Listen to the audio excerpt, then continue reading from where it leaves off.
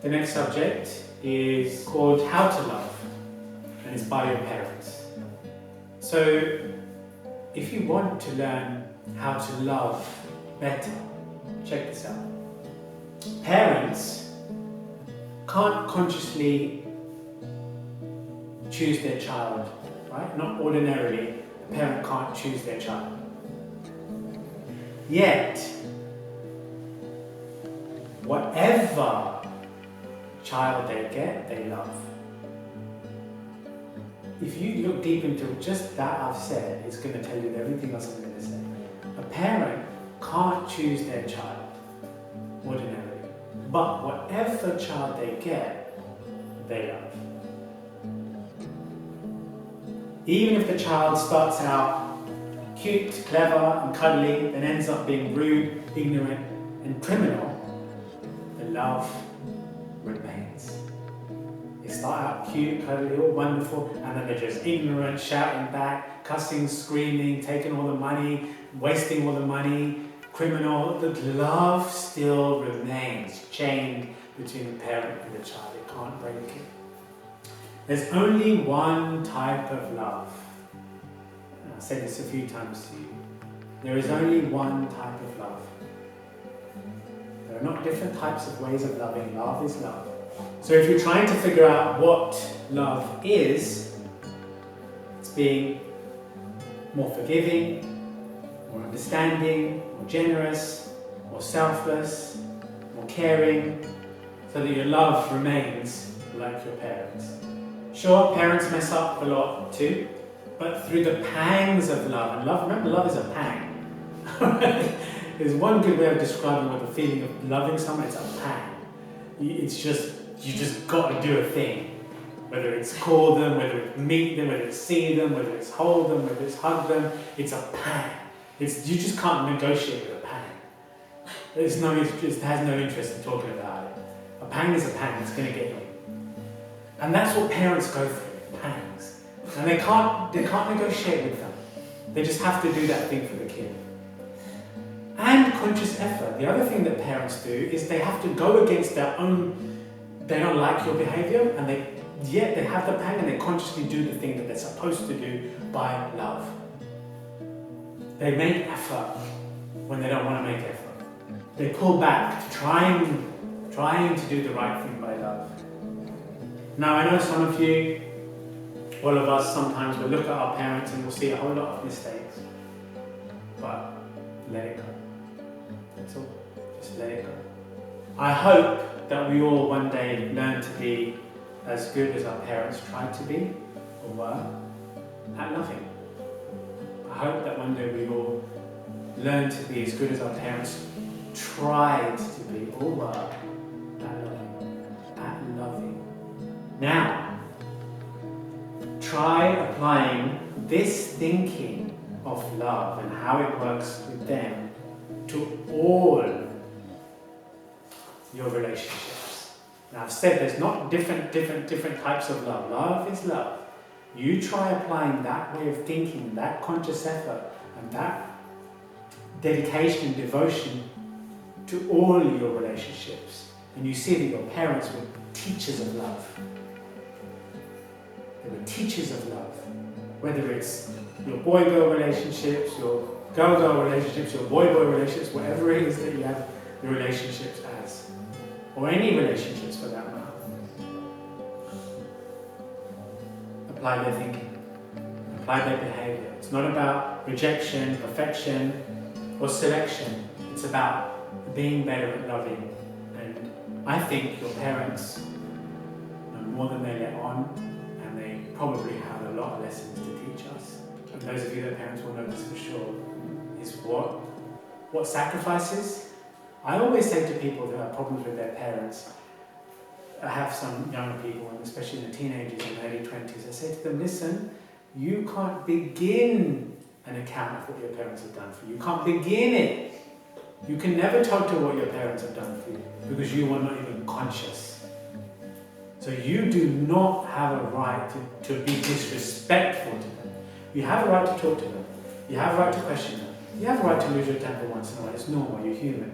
But you going around in a daily attitude of disrespect swearing at your parents and shouting back at them and cheating on them or whatever it is, you just have absolutely no right. And to judge them, grow out of it. After the age of 25, that needs to be out of your system. Can you get it in your early 20s? But if you're an adult after the age of 30 and you're still judging your parents, I have no mercy on you. You'll need some time with God to resolve that. Because you cannot account with your parents. You cannot account with them. You can't even begin. The measuring process doesn't start because you don't know the facts. The dirty bottoms they would have wiped, the nights they would have stayed up, the food meals they would have stopped eating to feed you, the most important things of life they've done for you, so forget about it. Don't even go there with it. Don't even discuss with them what is love. You take what you give them.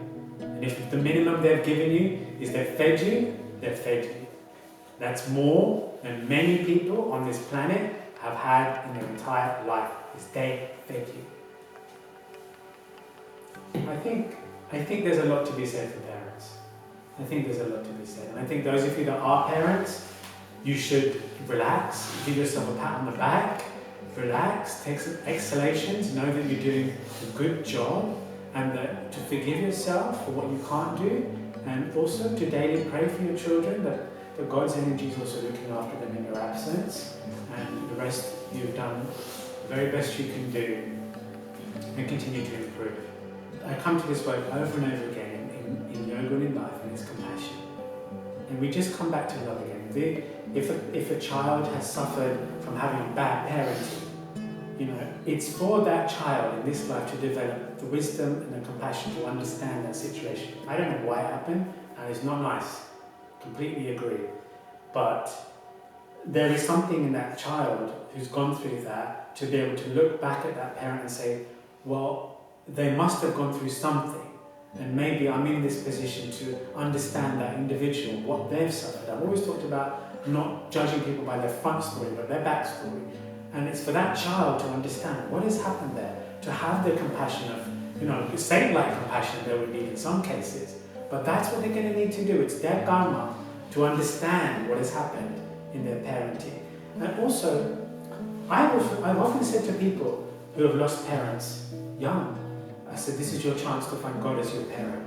And it sounds tremendously hard and harsh and difficult, but it's not my fault, so I can't take responsibility. But I can say this, that if you have come into the world and you've lost your dad, or you've lost your mum, I will put a nice spin on that, and I will say that's God saying, I'm going to take care of you in that place.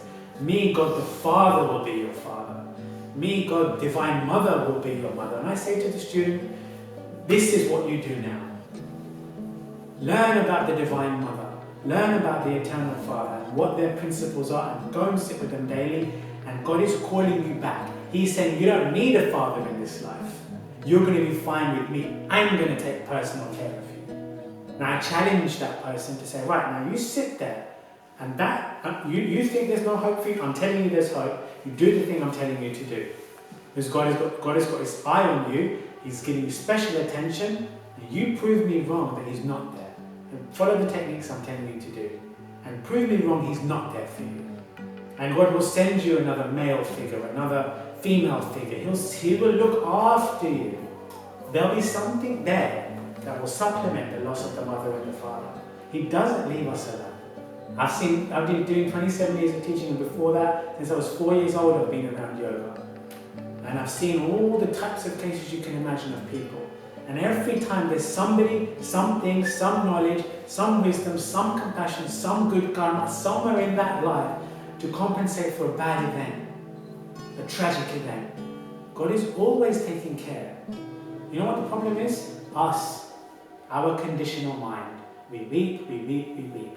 We didn't get the thing that X got. We didn't get the thing that Y got. Why did Y have a mum and I didn't? Why did X have a happy home and I didn't? Why did Z have a mum that cooked fantastic food and I just ate bread and water every day? Because we always want the thing we don't have. It's humans, conditional minds, ego, ego, ego. You've got to step away. Well, you always tell people, look, what have you got? There's some gift in your life. That's what it is. And this is why yoga can be hard as a subject to teach, because it is very much truth-based. And sometimes the truth is what people need to hear. But remember that compassion and truth works quite nicely about the nature of God is truth and compassion mixed in one experience. Okay, so then give the truth, what we think, but I'm here to hold you.